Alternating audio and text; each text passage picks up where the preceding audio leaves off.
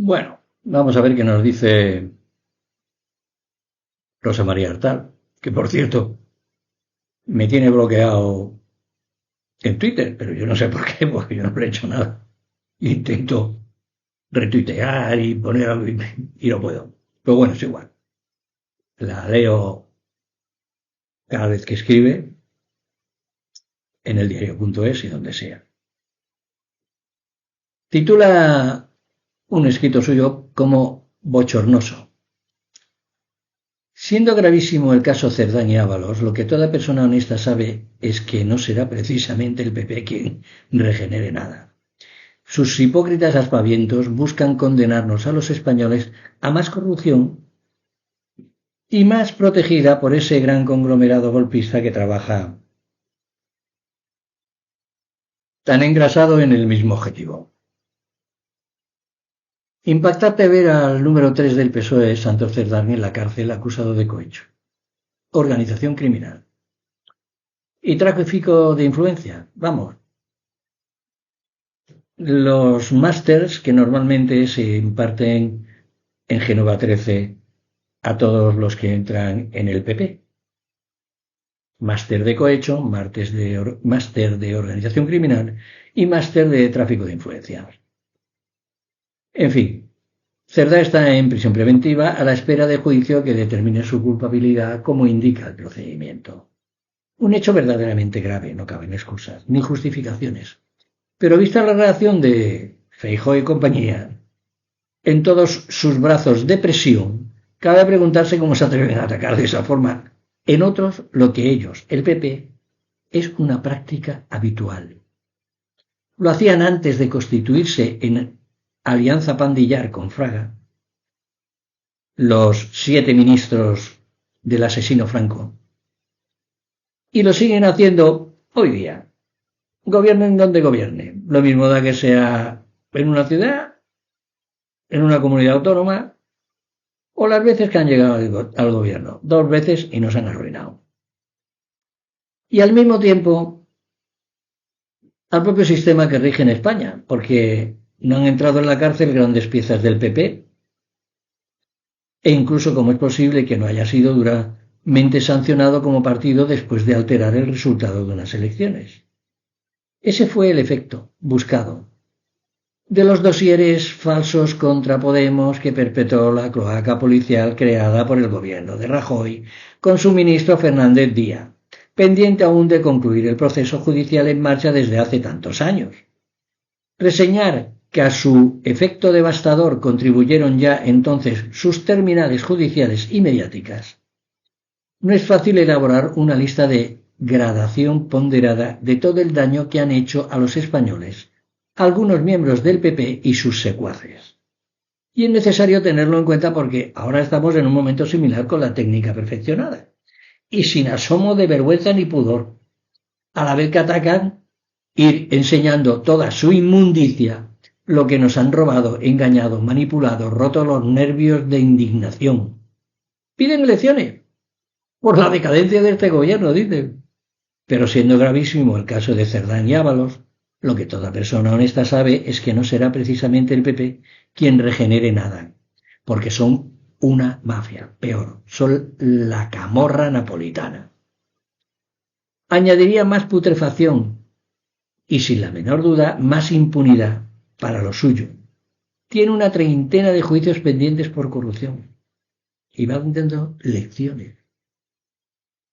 Esta congregación de ángeles impolutos del PP tiene tal carga de podredumbre a sus espaldas que sería imposible recogerla en un solo artículo periodístico. Le quedan una treintena de juicios pendientes, sobre todo de la gran trama Gürtel, con Lezo, Púnica, Erial o Kitchen. Vieron entrar en la cárcel por 2 veces a Rodrigo Rato, rutilante vicepresidente de Arnaz, a quien enviaron a representar a España como gerente del FMI, y que entraría en Soto del Real condenado no presunto por apropiación indebida, fraude, alzamiento de bienes y blanqueo de capitales. Las peores hazañas de miembros destacados del PP, sin embargo, han tenido una suerte judicial increíble, textualmente, increíble. Porque sí es cierto que ha llegado a ingresar en prisión un gran número de condenados, pero siempre se han salvado las cabezas. Lo lógico es que José María Aznar hubiera pagado por su contribución a la guerra ilegal en Irak, que causó miles de muertos en la justicia internacional, o por las trágicas ilusiones y mentiras del 11M y muchas otras acciones hasta desembocar en la clara incitación al golpismo en la que insiste con gran éxito de participación desde hace más de un año. Por corrupción económica fueron imputados varios de sus ministros y pagaron penas de cárcel Jaume Mates y Eduardo Zaplana, ambos con una peculiar resolución en sus casos. La mujer de Aznar, Ana Botella, vendió como alcaldesa de Madrid viviendas sociales a fondos Munites, donde trabajaba uno de sus hijos, sin el menor costo de responsabilidad. Todo muy normal, robando a cara descubierta. Y ahí tenías a toda la prensa de las mamandurrias mirando para otro lado y hablándonos del descapullamiento de los monos en Brasil. Feijóo, el actual presidente del PP, hace como si no hubiera existido su íntima amistad con un narcotraficante cuya actividad costó cientos de vidas de jóvenes gallegos y cientos de millones a las arcas de la Xunta de Galicia. En Europa esa relación les previno contra él, pero las tragaderas de muchos españoles no le han pasado la menor factura, ni por cómo tumbó con malas artes a adversarios políticos, acordémonos de Bastero, acusado falsamente, ni por los trapicheos poco claros que varios miembros de su familia. Quiere mucho a su familia. La tiene toda la familia enchufada. El régimen de Madrid, inaugurado por Esperanza Aguirre con el tamallazo, que también tiene a toda su familia enchufada, sembró pozos inmensos de corrupción, hasta aprovechándose de colegios de niños, y con el uso también de bolquetes de putas para celebrar los éxitos de los pelotazos, pero ella quedó siempre libre. Lo de invigilando a la mamandurrias rancia Aguirre no se le aplica. La reina de la charca no sabía nada nunca para la justicia ultraderechista nata. Es una de las que más grita ahora. Nuestro Manel Fondevila la inmortalizó en una viñeta que era una verdadera radiografía. Todo el mundo lleno de mierda hasta arriba y ella de blanco impoluto sin una gota de fango. La heredera de Aguirre y Aznar ha salido una alumna muy aventajada. Merecería otra radiografía similar, más ácida todavía, porque a esta le añadimos el novio, sus negocios, los delitos fiscales por los que ya está imputado, sus pisos, sus coches y sobre todo 7.291 ancianos muertos sin asistencia médica por un protocolo de vergüenza de la Comunidad de Madrid al que también le han hecho salvedades la justicia. Ahora mismo el PP tiene a un Carlos Mazón que desafía todo lo conocido en desvergüenza.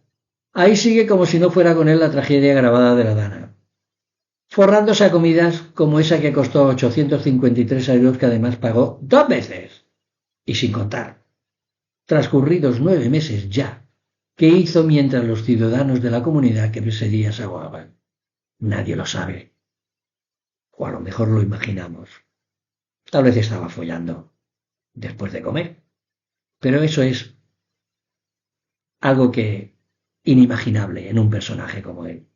Seguro que estaba rezando el rosario y se le pasó el arroz. Su exconsellera Pradas, de la misma calaña, no para de solicitar al Consejo General del Poder Judicial que suspenda a la jueza de la Dana. Otro clásico del PP. Si recuerdan, hasta 9 jueces pasaron por el caso Carlos Fabra, también en la Comunidad Valenciana, víctimas de traslados y diversas desapariciones. El PP, cuando le van mal las cosas, no cambia de abogado, cambia de juez. Pero así, simplemente. Oye, que este juez, pum, lo cambio y ya está. Oye, que me traigas al García Castellón de Roma, cojones, que el Ruz me está amargando la vida. Y van y le traen al Ruz a escardar cebollinos, que es lo que decía el González Chorizo Pepero.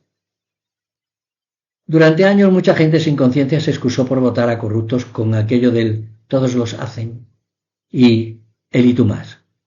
No es el caso a aplicar ahora porque bastante bochorno nos produce a los ciudadanos españoles con aprecio por la justicia y la decencia. Cada vez que ocurre, sea quien sea el autor, el que la haga, que la pague. A ello A esa tibieza del todos lo hacen contribuyó la etapa de Felipe González como presidente del gobierno.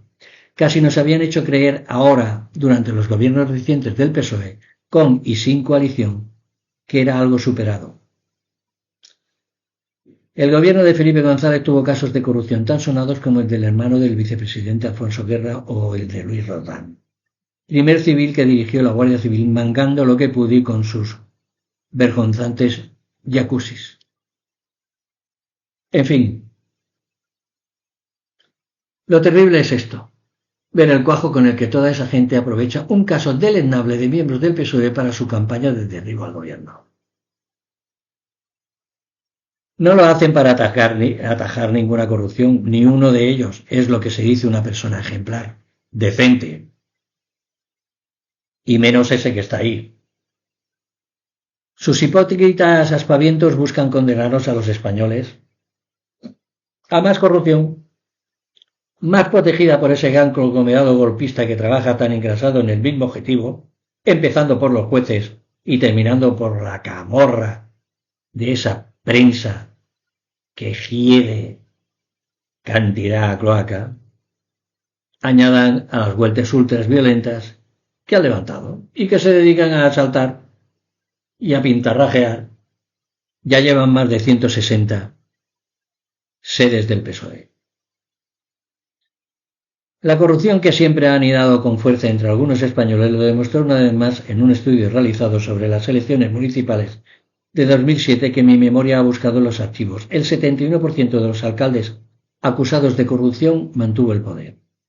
De los 133 municipios en los que sus ediles fueron encausados, no cambió el alcalde en 94 de ellos y casi la mitad en 40. Incluso recibieron más votos. Estamos peor ahora. La política sucia ha extremado los enfrentamientos ideológicos, más aún emocionales. Ni el PP ni Vox, por supuesto, quieren acabar con la corrupción. Lo triste es que tampoco buena parte de sus más enfervorecidos votantes. El problema es demasiado complejo para que el infierno de este verano climático. Esperemos que todo esto nos sirva de excusa para no exigir limpieza y responsabilidad en toda acción de gobierno, de política, de prensa y de justicia. Sobre todo de justicia. Porque si en realidad tuviéramos una justicia como debe ser, los del PP estarían en la cárcel. Todos. Y los de Vox también. La primera que está podrida es la justicia de los altos tribunales, que durante mucho tiempo Aznar y Rajoy se encargaron de repoblar con verdaderos cafres cualquier cosa menos jueces o magistrados, chorizos prevaricadores. Y todos conocemos sus nombres. Si hubiera justicia, la prensa no camparía por sus respetos,